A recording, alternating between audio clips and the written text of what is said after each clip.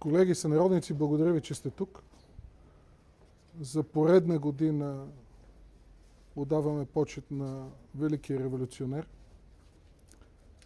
И докато пътувах насам, си спомних тази известна мисъл, че той е разбирал света като поле за културно съревнование между народите. Разбира се, тази мисъл ние нямаме нейния правоизточник. Тя не се съдържа нито в писмата на Гоце Делчев, нито в документите на ВМРО от този период, но тя е развита от неговите съвременници. Тя е спомената от Пейо Яворов, великият български поет и най-близък приятел на Гоце Делчев. Тя е описана от Христо Силянов, великият български революционер и историк. Впоследствие е препредадена от великия български писател от Прилеп Димитър Талев.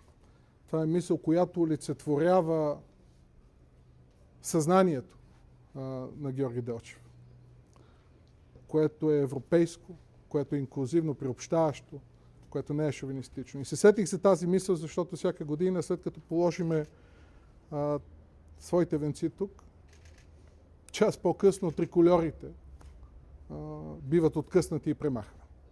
И българският национален символ го няма. И си дадох сметка за тези защитници на, така наречени защитници на паметта на Гоце Делчев, които късат българският трибагърник. Дали и те разбират света като поле за културно съревнование между народите? И как би погледнал на техните действия великият революционер?